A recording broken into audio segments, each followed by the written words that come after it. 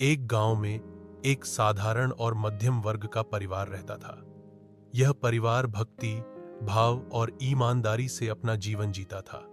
घर में पति पत्नी थे जो अपने छोटे से घर और खेती बाड़ी से गुजारा करते थे।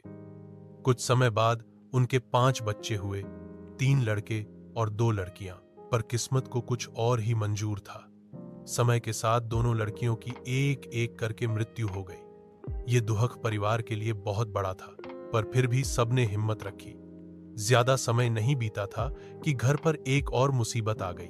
मां को कैंसर हो गया, जिसकी वजह से उनकी आंखों की रोशनी भी चली गई। इलाज के लिए घर का सब कुछ, मकान, जमीन, गहने, सब बिक गया।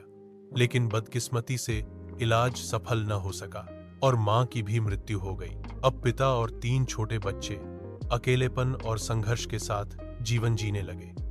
रोज पिता दिन भर मजदूरी करते, तभी शाम को रोटी मिल पाती।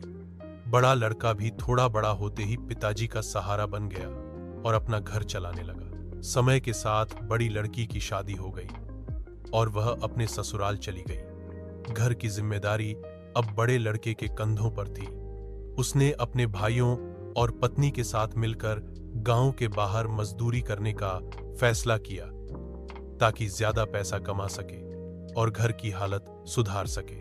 उस दौरान दादाजी अकेले गांव के घर में रहते थे। एक दिन कुछ चोर रात को घर में घुस आए। उन्होंने दादाजी को अकेला पाया और उन्हें बहुत पीटा। घर के आंगन में जो एक बड़ा पेड़ था उससे बांध दिया और घर का सामान लूट कर चले गए।